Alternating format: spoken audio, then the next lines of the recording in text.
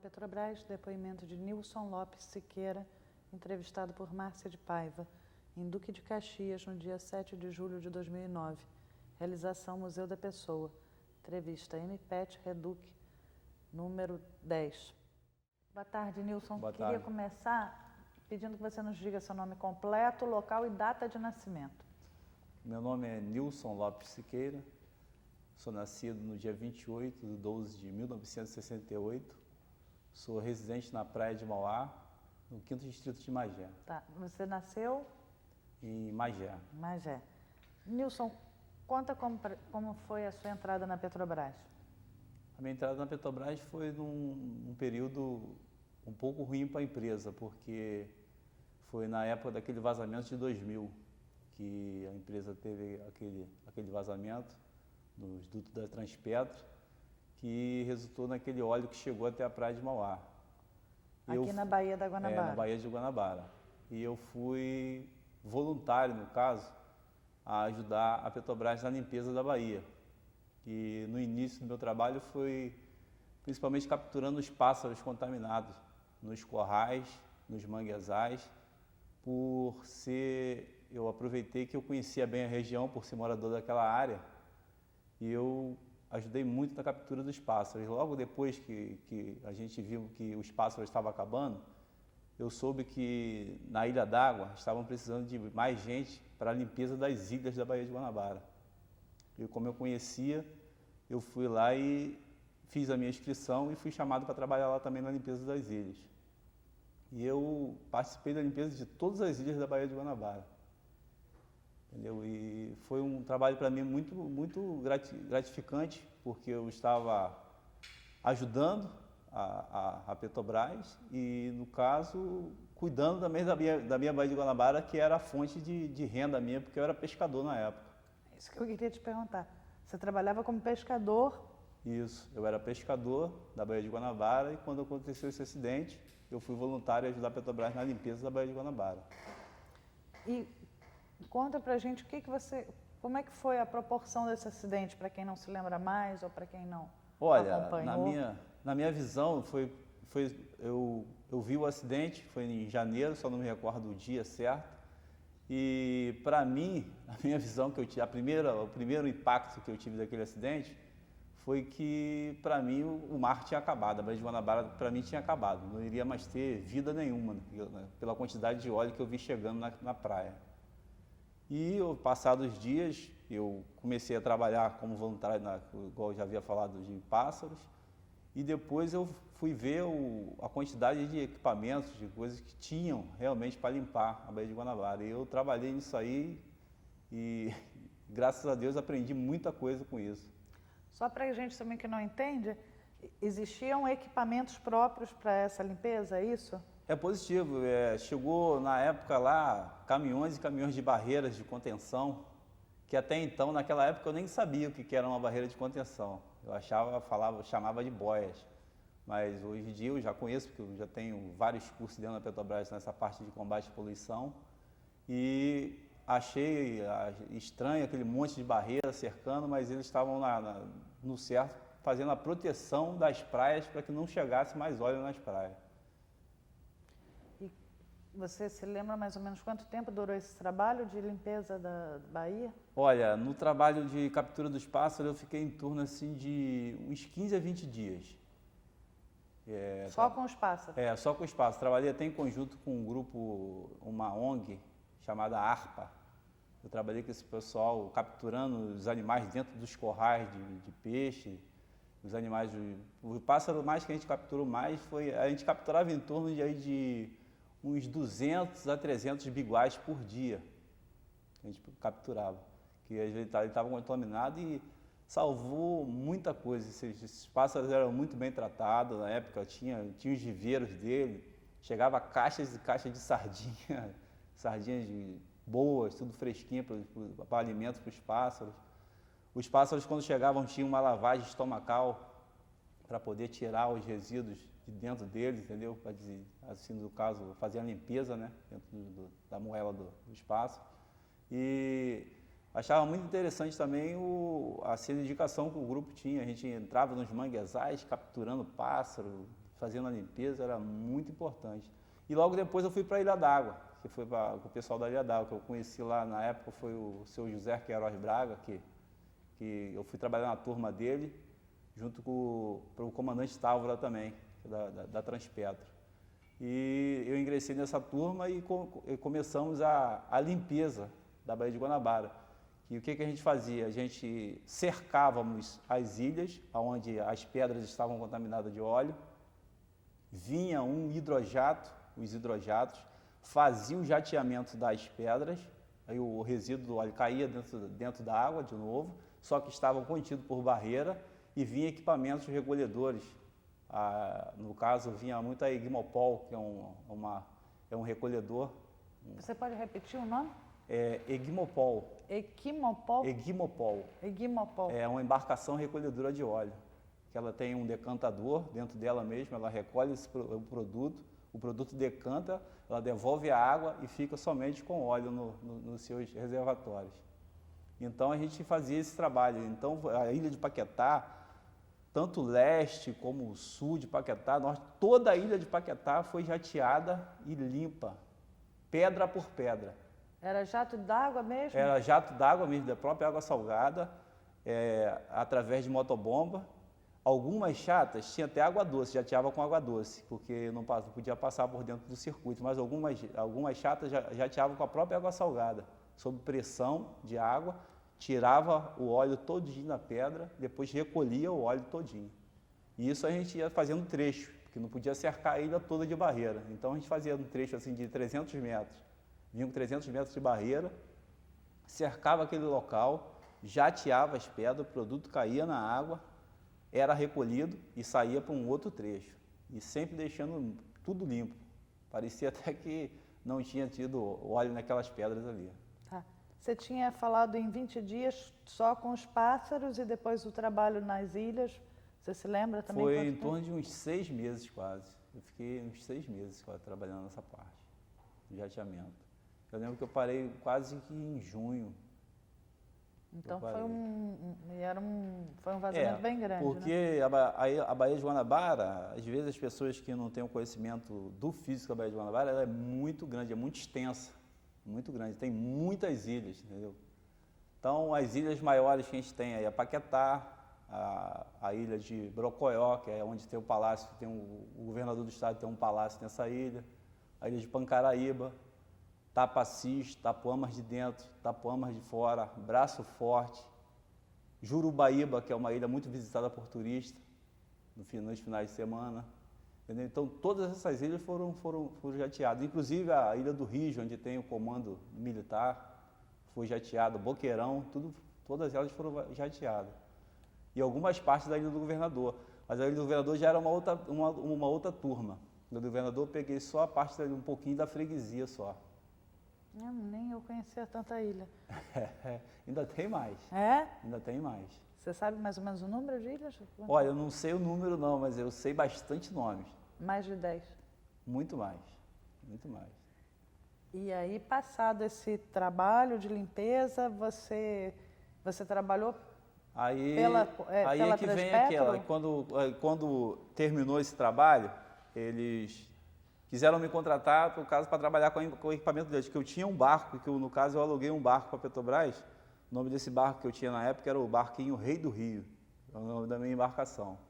Tem até a ficha, deve ter no controle lá deles até hoje, na Transpetro, um barco, o nome de Rei do Rio, que era o meu barco que eu utilizava. Nesse barco trabalhava embarcado eu e meu irmão, mais novo. Para pesca? Da pesca, a gente usava esse barco para a pesca.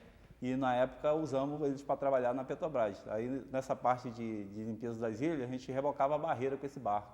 Seu irmão foi trabalhar também nesse trabalho de limpeza? Não, meu irmão não teve a mesma sorte que eu tive, não. Aí, quando foi criado o primeiro Centro de Defesa Ambiental do Rio de Janeiro, do Brasil até, que até então não existia Centro de Defesa Ambientais, esse senhor José Queiroz Braga, que já trabalhava na Transpetro, ele tinha ficado com o telefone meu. E quando foi criado esse primeiro Centro de Defesa Ambiental, que foi aqui na Reduc, no CDA, nosso aqui, ele telefonou para mim, me convidando para trabalhar com ele, fazer parte dessa equipe do CDA. Foi quando eu ingressei em outubro de 2000 no sistema Petrobras, através do CDA, do Centro de Defesa Ambiental. Aí foi quando eu me aperfeiçoei, fiz mais curso, tirei minha carteira de pilotagem de embarcação. O que mais de curso que você fez? Fiz o IMO 1, né, que logo assim que você ingressa, fiz a carteira... Peraí, explica pra gente que a gente é de fora, a gente não conhece. O IMO 1 é o quê? O IMO 1 é o primeiro passo no controle de emergência ambiental que você faz. É quando você passa a conhecer os equipamentos, que igual eu falava, que eu achava que era boias, e o nome são barreiras de contenção. Você passa a conhecer os equipamentos, aprende a parte de pilotagem de embarcação e aprende o nome de vários equipamentos, tipo Guimopol, que a gente tem, Envirocat, entendeu?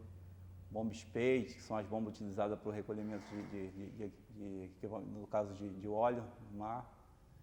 E depois também desse curso aí vem o IMO 2, que é um mais aplicado, que é para, já atinge a parte aqui de salvamento no mar, caso uma pessoa seja atirada ao mar, como proceder no salvamento. E mais equipamentos novos, tipo, assim, conhecemos assim, as barreiras Fireboom, que é uma barreira para você, se você achar que o produto é mais fácil você fazer a queima daquele produto, tem essas barreiras que ela resiste até a chão. Você pode fazer a queima do produto no mar para ele não chegar numa praia contaminar, entendeu? Uma costa. É preferível queimar ele lá no mar. É preferível queimar ele lá no mar, entendeu? Então, a gente passa a conhecer esses tipos de equipamentos e embarcar, assim, você embarca em embarcações grandes. Quando teve aquele evento da P36, eu fui naquela equipe de emergência lá, caso subisse algum óleo sobrenadante para a gente recolher, eu fui naquela equipe também. Aquele já foi 2002? Acho que foi 2002. 2002 ou 2001, né? Isso. Aí você foi lá participar? Eu participei, fui naquela equipe de emergência lá, caso daquela época subisse algum óleo sobrenadante lá na bacia de Campos, a gente faria o recolhimento dele. Vocês estavam de prontidão lá? Eu fiquei uma semana de prontidão na bacia de Campos, na equipe lá fazendo, no caso, o patrulhamento daquela área, se subisse alguma mancha de óleo. Mas não chegou a subir? Não chegou a subir mancha de óleo, não. E aí, então, você fez esses cursos e começou a trabalhar direto, você tinha direto ligado a qual? A Transpetro? Não, a Reduc, Petrobras. A Reduc de logo. Isso. Né? E aqui, como é que é o seu trabalho? Agora, hoje, no momento, agora eu sou supervisor de manutenção, mas são manutenções dos equipamentos de controle de emergência nossa ambiental, que é, no caso, as embarcações da Reduc, do CRE Reduc, Centro de Resposta à Emergência, a Reduc, que são os workboat, uma lancha rápida que nós temos, um mini rebocador e vários equipamentos, as barreiras de contenção. Eu cuido da parte de manutenção desses equipamentos. Você, de 2000 para cá, daquele acidente, enfim, daquele sério acidente, o que mudou, né, aqui na Reduc também, em termos desse controle com o meio ambiente? O que você percebe que mudou? Olha, na verdade, eu entrei em 2000, então já faz um pouquinho de tempo, né? Então a gente foi acompanhando essa evolução nessa parte da área de meio ambiente. Olha, na minha visão, a Petrobras ela cresceu muito nessa parte de meio ambiente. Então eu aprendi muita coisa e passei muita coisa para as pessoas, porque eu aprendi bastante nessa área de meio ambiente. Então a Petrobras nessa parte ela respeita muito a área de meio ambiente. E muitas pessoas, por exemplo, onde eu moro, não tem a visão não tem um pouco da visão que a Petrobras tem sobre a área de meio ambiente, que a Petrobras sempre se preocupa assim em preservar. Eu aproveitando aqui o assunto de meio ambiente, eu participei também no povoamento dos manguezais com larvas de caranguejo. Ah, é? Conta pra gente como é que foi essa experiência.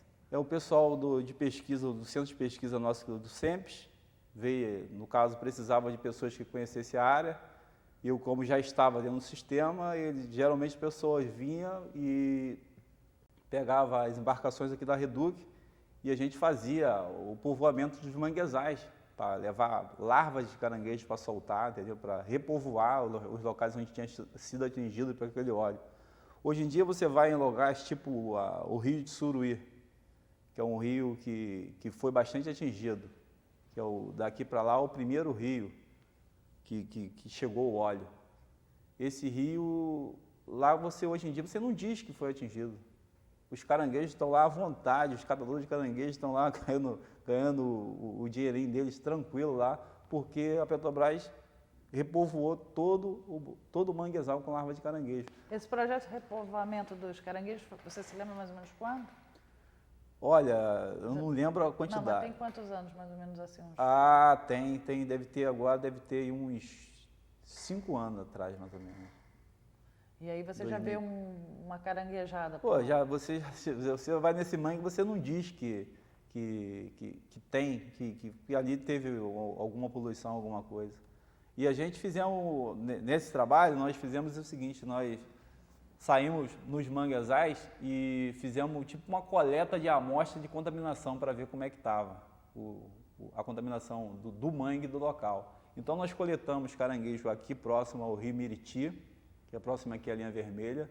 Fizemos coleta de caranguejo no manguezal do aeroporto. Para quem não sabe, ali próximo a ele, ali tem um manguezal no aeroporto ali, que tem caranguejo, nós coletamos caranguejo ali e coletamos caranguejo lá no Rio Suruí, que é a parte de lá onde foi atingido.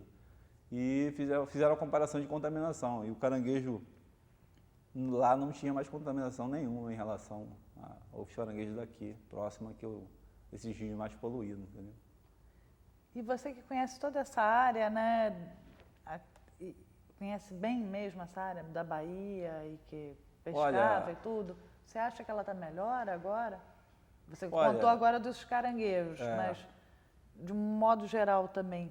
A gente, eu vou falar a realidade do meu conhecimento que eu tenho, que eu sempre pesquei na Baía de Guanabara.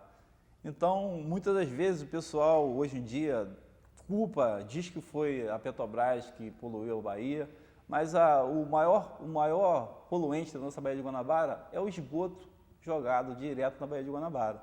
Então, não tem, no caso, uma baía dessa aqui que, para o conhecimento técnico, aqui para a renovação da água da Baía de Guanabara, para ela renovar a água dela, é em torno de 67 dias, com a água fazer um giro total na Baía de Guanabara, uma água entrando pelo Canal Varredo, que é a parte mais profunda da Baía de Guanabara, que mede em torno de 25 metros de profundidade. Para quem não conhece, tem essa profundidade. Você pode repetir o nome do lugar onde é o mais profundo? No Canal Varredo.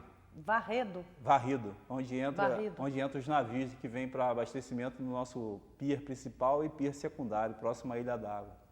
Então, a água entra por ali, que é o local mais fundo, e o tempo que ela demora para fazer a volta toda na Baía de Guanabara, para, no caso, renovar a água, é em torno de 67 dias, se eu não me engano. Quando eu fiz o curso lá de ambiental, eu aprendi essa parte aí, ficou gravado isso aí, que eu achei muito curioso essa parte, que a maré enche lá fora e vem, passa e faz a renovação de toda a água da Baía de Guanabara. Não, uma informação ótima.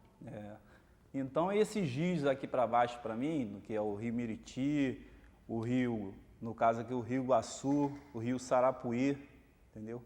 São o Faria Timbó, que é a próxima cidade lá, entendeu? Para mim, são os rios que acabam com a Baía de Guanabara, entendeu? Essa parte, eles que destroem a Baía de Guanabara. Porque daqui para lá, da Reduc em diante, que aqui tem o nosso canal que a gente chama de Boca Larga, para lá em direção à Baía de Guanabara, no caso em direção ao leste, tem o Rio Estrela, que é um rio que já tem peixe, tem vida ainda, ele tem vida ainda. Temos o Rio Suruí, temos o Rio Iriri, o Rio Magé, o Rio Guapi, o Rio Guaraí, o Rio Guaxindiba e o Rio Macacu. Temos esse rio todinho. Então, nesses rios, de Suruí para lá, todos eles ainda têm peixe. Então, você mostra que quem salva essa Baía de Guanabara é a parte interna da Baía de Guanabara, porque tem os manguezais onde os peixes vão se reproduzir, entendeu? Então, a área mais preservada da Baía de Guanabara é essa parte lá de cima, que é a parte interna da Baía de Guanabara. Para cá, todos os rios já não têm mais vida. Eu fiz o acompanhamento também de monitoração do Rio Iguaçu. O oxigênio aqui do Rio Iguaçu, que passa aqui por trás da gente, é oxigênio zero. Então, a gente fizemos até um comparativo com a água que a Reduc utilizava para refrigerar os equipamentos dela, no caso do refino, jogava no Iguaçu. Então nós fizemos exame da água que vem lá de cima em comparação com a água da Reduc que é jogada. A gente pegava a água do rio, limpava e jogava lá mais limpa, entendeu? No rio. O rio estava tão poluído que a água que a gente utilizava aqui para refrigerar os equipamentos, jogava no Rio Iguaçu, a gente limpava a água, entendeu? Colocava um pouco de vida na água, porque a água aqui tem oxigênio zero, então não tem mais peixe nenhum no Rio Iguaçu. Esses controles são feitos esporadicamente, mensalmente? Como é que é Olha, esse controle logo assim após a poluição era mais, estava assim mais em evidência, então porque realmente tinha que fazer comparativos, né? Tinha uma equipe, até o pessoal da UF, aqui eu acompanhei também a equipe da UF, fez muito assim, monitoração desses rios, coletando material sólido, água, tudo. Até peixe nós pegamos aqui para poder, eu ajudei eles a capturar peixes aqui no nosso canal aqui para poder fazer exames para ver se tinha alguma contaminação aqui no caso da Reduc. O canal aqui interno se chama, tem nome ou é?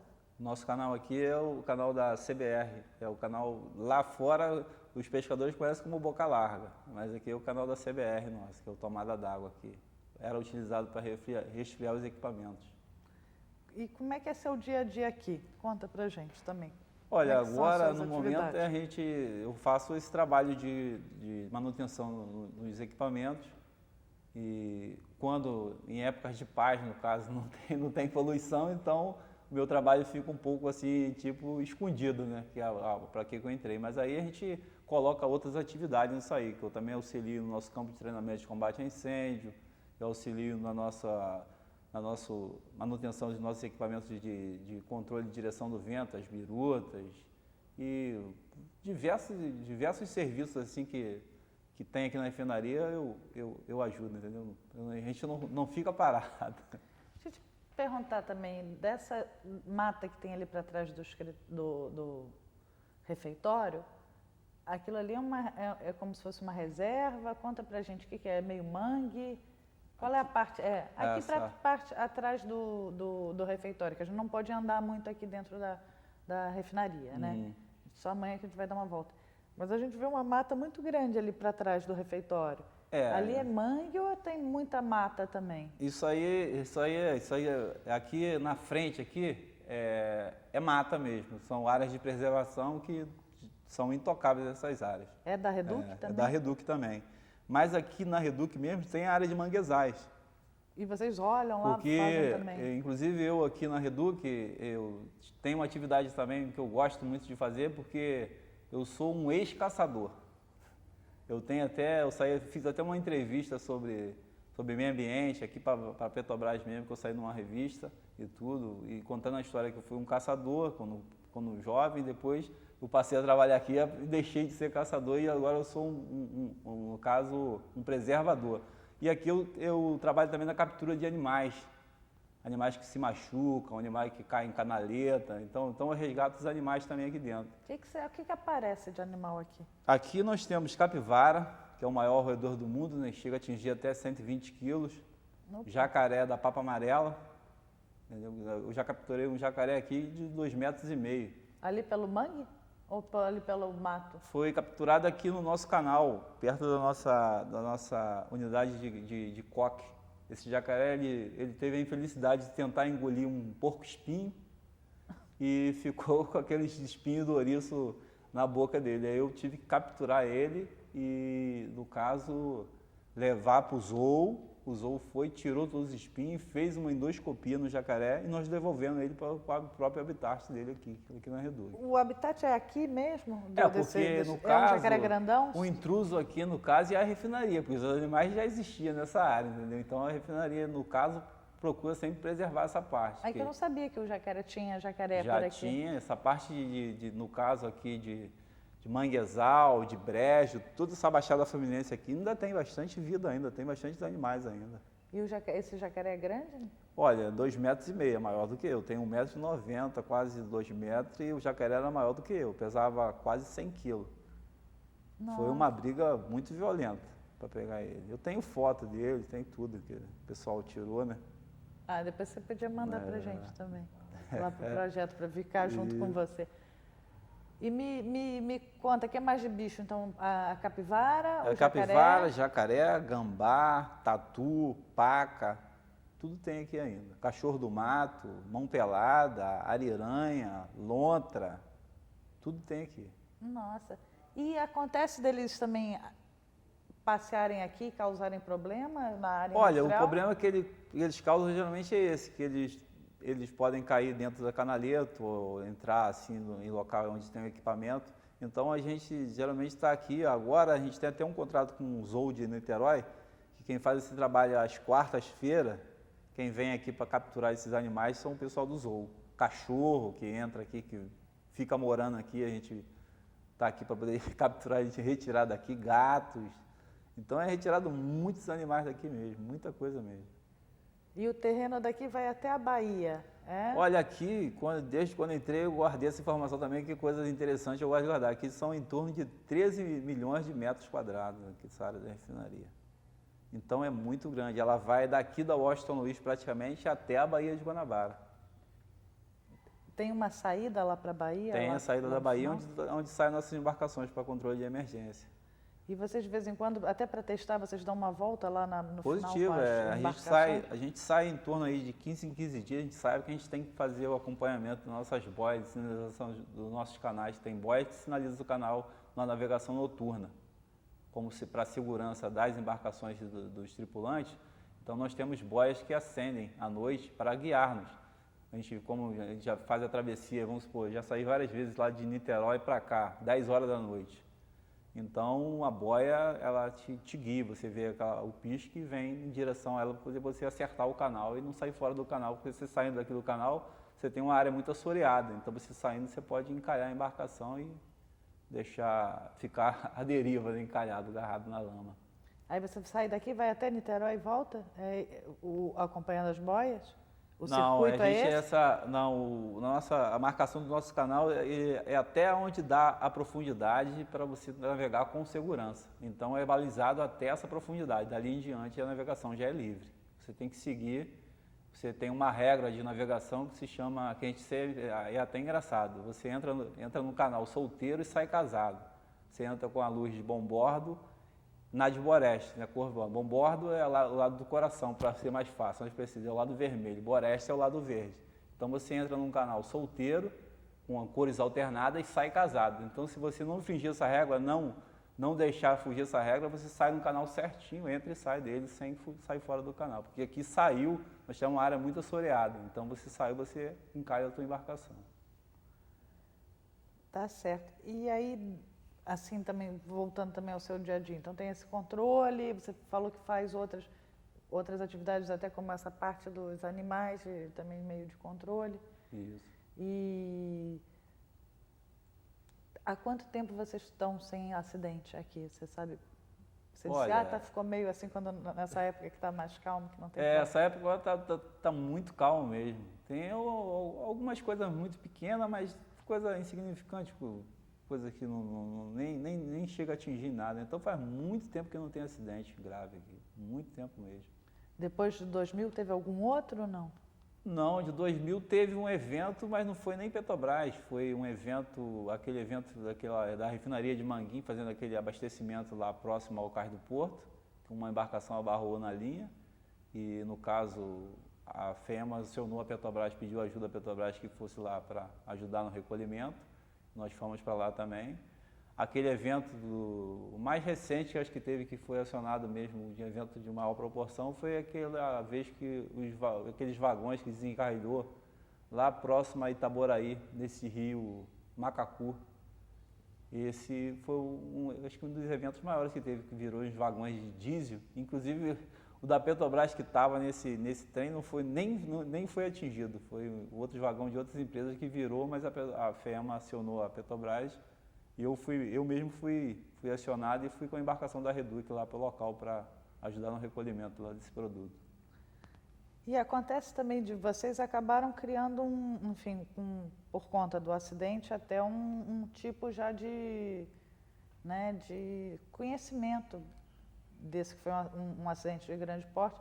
Vocês às vezes são chamados para outras refinarias ou para algum outro lugar? Olha, hoje em fora do dia Rio? eu não faço parte mais do CDA, porque isso CDA foi... O CDA é o Centro de Defesa Ambiental, a Alpina Briggs, o pessoal da Alpina Briggs. Eu não faço parte mais da equipe do CDA, porque eu fiz aqui um trabalho com o pessoal do SMS Reduc, que no caso um amigo até que aposentou, Roberto Pinheiro.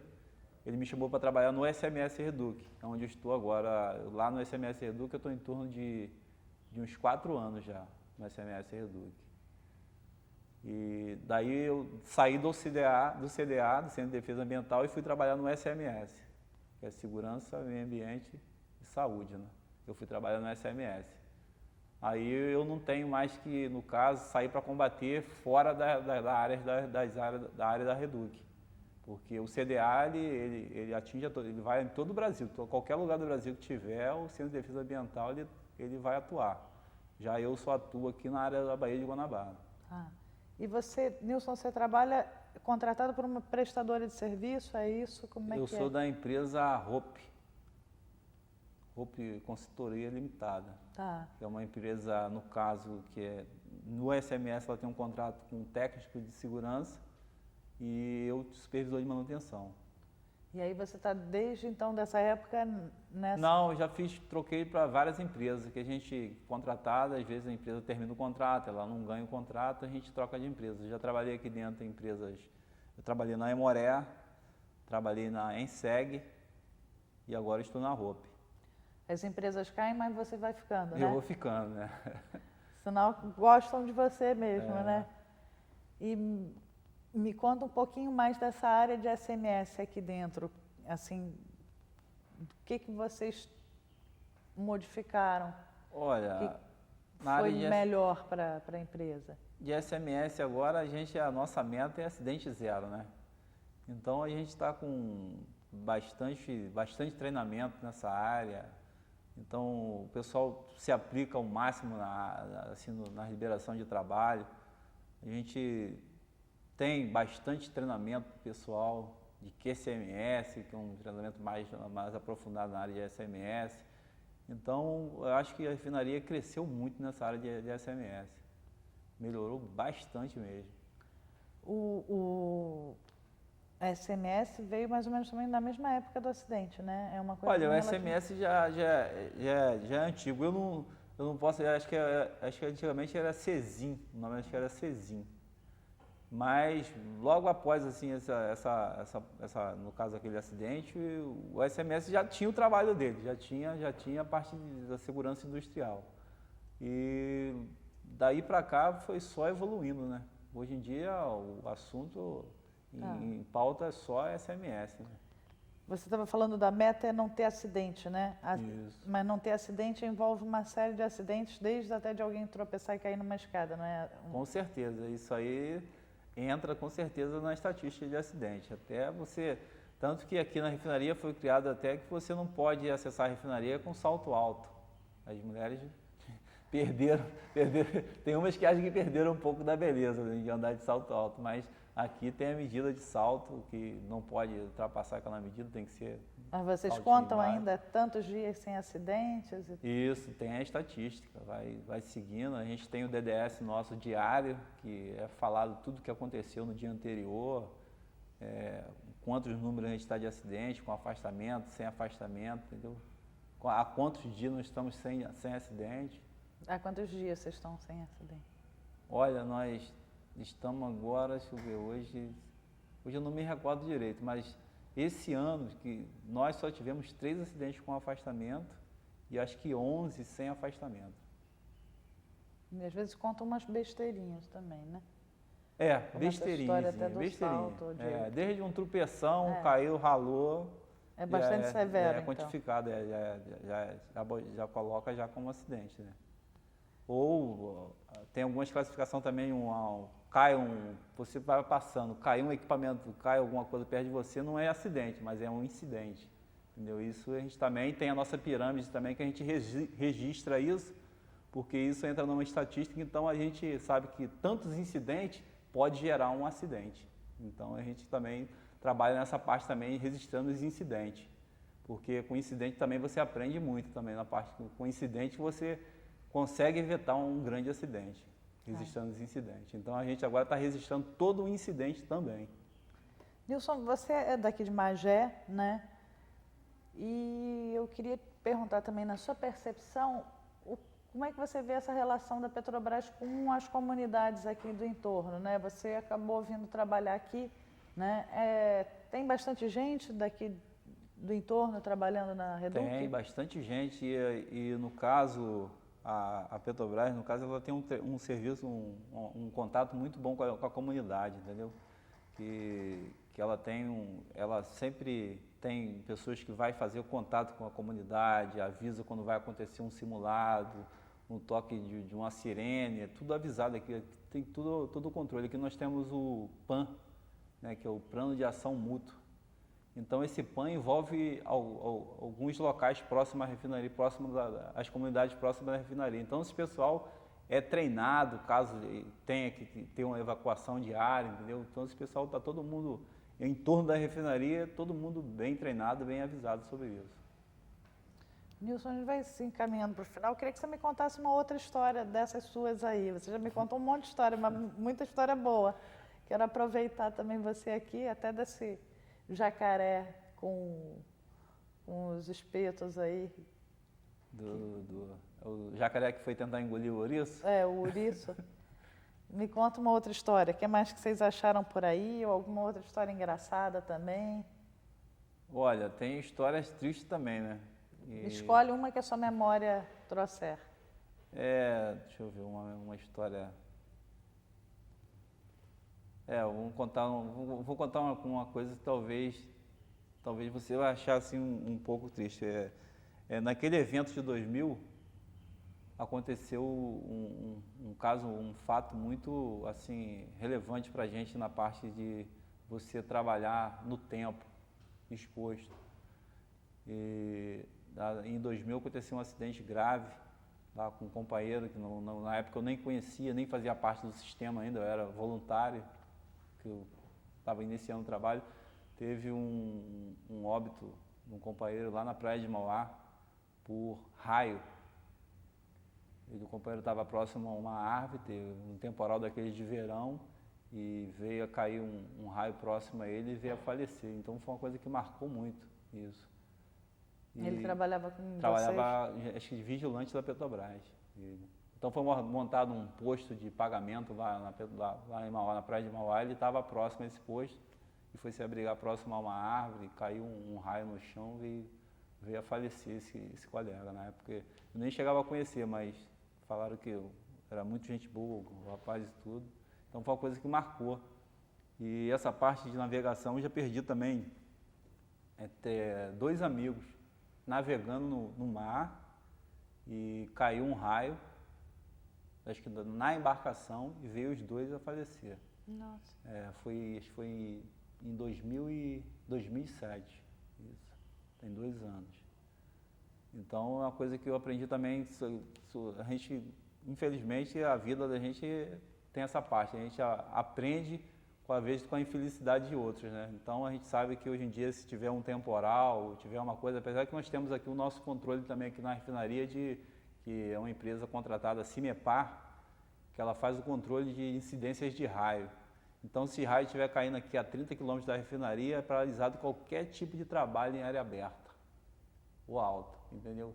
Então a gente também tem essa parte aí também da segurança para incidência de raio. E eu perdi 2 amigos na Baía de Guanabara, 2 amigos pescadores.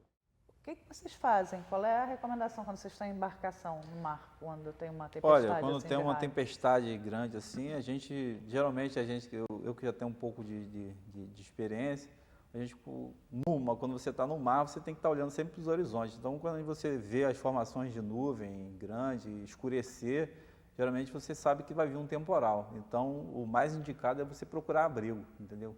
Desembarcar da embarcação, sair da embarcação e procurar um local fechado, sair de perto de árvore, essas coisas que são locais onde geralmente o raio vem a cair para descarregar, né? Então, o mais indicado é sair antes que o temporal venha. Caso ele te pegue, você procura encostar numa ilha, entrar por um abrigo, sair do local aberto, é o mais indicado. Mas geralmente a gente consegue sair antes. Então tá.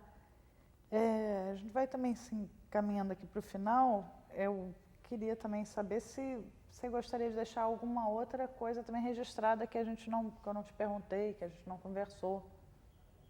Eu queria deixar... Uma outra história, sei lá. Eu queria deixar, assim, registrado, assim, no caso, é o meu orgulho de ser, no caso, uma pessoa humilde da Praia de Mauá e que tive a oportunidade de entrar para o sistema Petrobras e, no caso, dar a minha ajuda naquela época na limpeza da Bahia e tive a sorte de ingressar nesse grupo, que é a Petrobras. Você se sente um petroleiro também? Olha, eu me sinto quase um petroleiro, né? Por que ele não é um completo, um petroleiro? Porque no caso eu tenho que estudar um pouco, né? Prestar o concurso e conseguir passar para casa, né? Porque dizem que há uns 15, 20 anos atrás, se eu entro naquela época, já seria um petroleiro há muito tempo. Mas eu acho que você é bastante petroleiro também. Queria terminar, Nilson, perguntando também o que você achou de estar aqui também contribuindo com essa história da Petrobras. Por isso que eu acho que você é um petroleiro também. Eu me sinto muito gratificante estar aqui com vocês e contar a história, né? Porque muitas das vezes a gente não tem a oportunidade de falar tudo o que a gente conhece para as pessoas. E eu queria deixar assim, registrado que se as pessoas quiserem me procurar pessoalmente, conhecer algumas partes bonitas da Baía de Guanabara, podem me procurar que eu levo lá com todo prazer para conhecer. Ainda tem muita área bonita nessa Baía de Guanabara nossa. Acredito, e deve ser muito bonito, mas queria conhecer. Obrigada por você ter vindo aqui colaborar com a gente, Nilson. Tá bom, de nada.